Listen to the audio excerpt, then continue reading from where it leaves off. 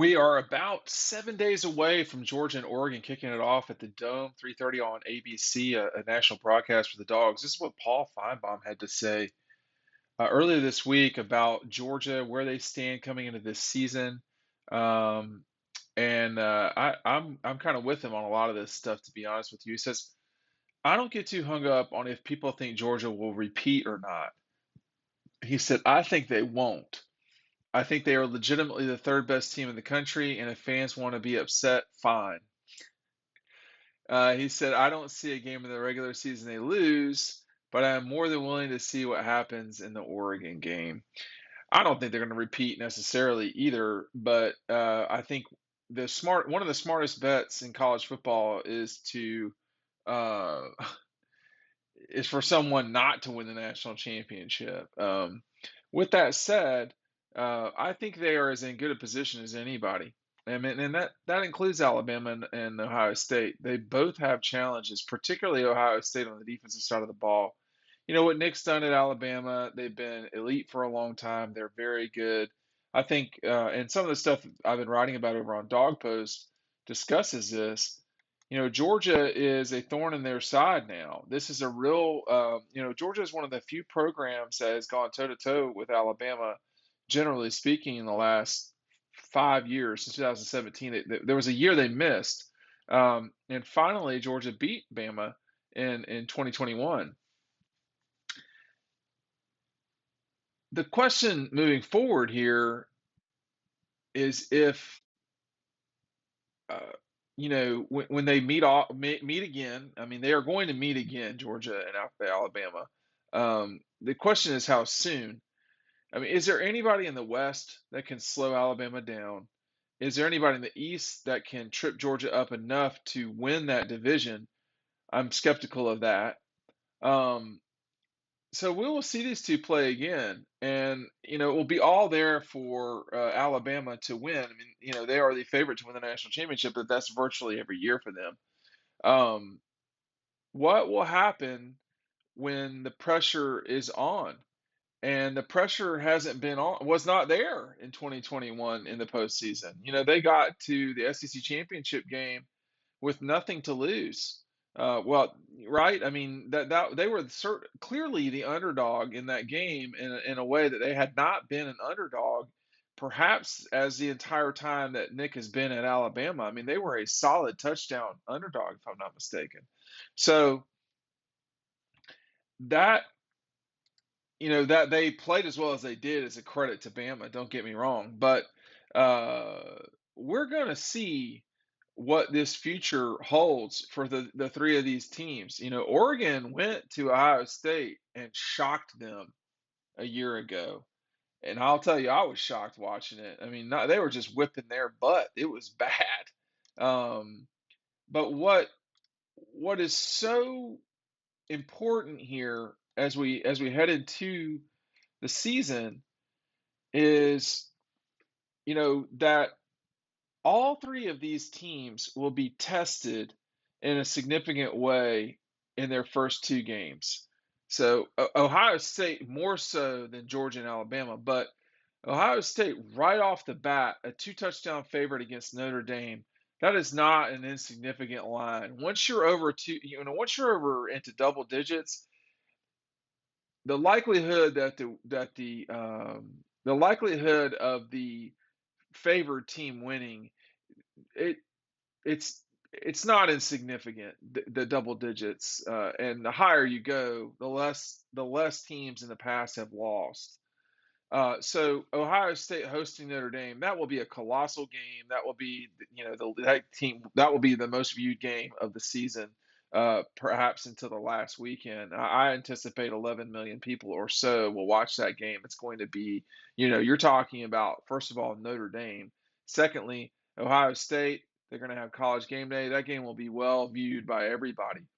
Georgia opens up with Oregon. I mean, the top 11 team. So both those teams, Georgia and Ohio State, boom right off the bat. They are both significantly favored in their games. Alabama, Alabama, different than Georgia and Ohio State, is going on the road. And I don't think Texas beats them, and I don't know what the line is, okay? But that is that is going to be a tricky environment to play in. Nothing Alabama hadn't seen before. If you played at Auburn, you know what it's like to play in a hostile environment. So they're not going to have a real issue with that. Make sure you're picking up DAWGSTRUCTION today. We've had such success with our book. Do not miss out on this, y'all. There are some There are plenty of images and words. You're just not going to see this anywhere else, period. You're not going to be able to get it on bookshelves. It's only at Red Zone in Athens, which is on Clayton Street. Take a left going north from the arch on Clayton, and you will be there in no time. One thing that I wrote about was Georgia's game against Alabama in 2021, the only game they played in 21 against Alabama. And how N'Kobe Dean, Justin Schaefer, etc., how they kind of had to regroup after that game, and watching Alabama celebrate. I don't remember it was such chaos after the national championship. Dylan Weber with an unbelievable image here of Stetson Bennett. That might be the best image from that game. I don't know.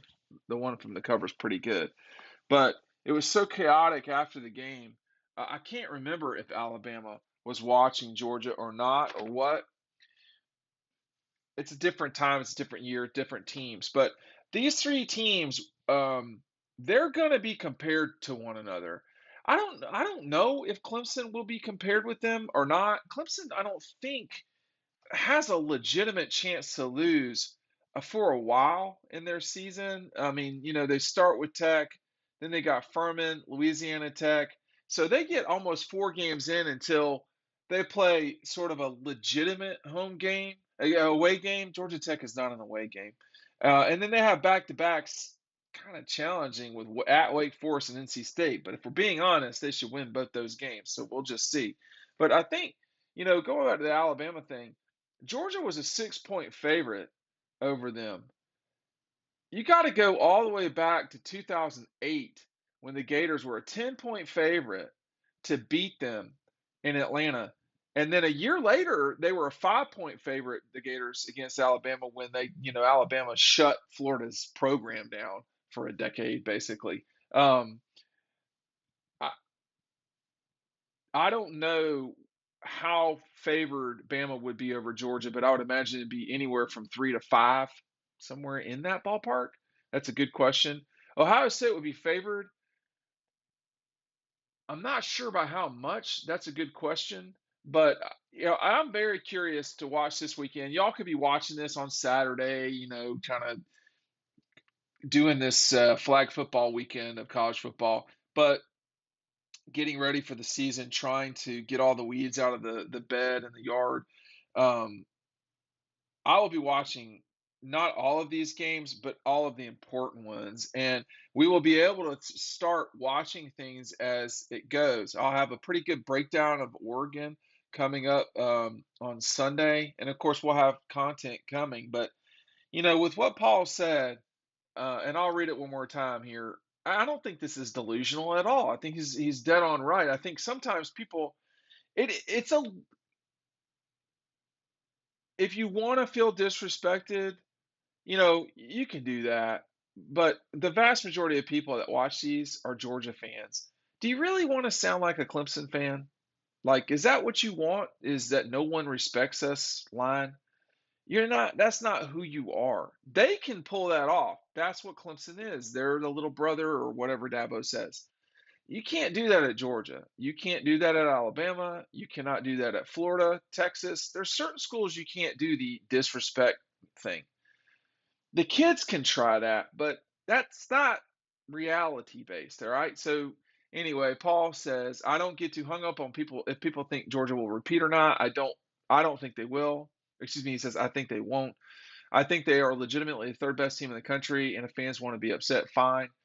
I don't see a game in the regular season they lose, but I'm more than willing to wait to see what happens in the Oregon game. I am too. I want to see this team play. At halftime, you should have a pretty good idea of where this thing is going. Remember, I said that in 20 and 21, that by the half, you can kind of judge of the first game. you can kind of sort of judge where you're really at for the season. At the half of the Clemson game, they were winning that game. They probably should have been winning 10-0. They weren't. They were winning 7-0. At the halftime of the Arkansas game in 20, that was chaotic. That was chaotic. In the halftime of the 19 game against Vanderbilt, they weren't scoring quite the way they weren't explosive the way that you maybe thought they were. I can't remember 18 was like Austin P or somebody, so it wasn't really a great judge of where Georgia was at. Um, but that at the halftime of the South Carolina game, they were well ahead of them in 18. And then, of course, in 17, it took them a little bit of time to get going, but they did against Appalachian State. The start of these seasons is not the end all be all, but you should see what you've got pretty quick because particularly in games like the Oregon game, that's a game you can lose, man. I mean, you can lose that game. So at the start of these games, you can see what you've got and you can know whether your team is going to be competitive or not. But leave the disrespect stuff to other folks. You can't do that if you just won the national championship. Is it odd that Georgia's returning and is not the number one team in the country? Yeah, it's a little strange, but it's not the first time that's happened. I mean, we're not landing men on the moon here. That's what happened with LSU in 20. I wrote a whole article about this. Look, if you want to get, if you want to play that card, the Larry Munson thing where, old they look, ain't no luck, man. You got to go do it. And we'll just see if Georgia does it. I think they will. I don't know. If they lose to Oregon, from what I've seen so far, and I'm not watching the Utah games. I think those are good examples of what Oregon is going to get, but I want to see them fighting in games they won so that I'm not so predicated on losses. I saw enough of the Utah games to know they got moved around, but they did. I mean, I've been watching the UCLA game, the Washington game, but there's so much difference with this team because of head coaches. You got a different quarterback, yada yada yada. Hey, make sure you're checking out the book. Thanks for watching. We'll see you over on the website.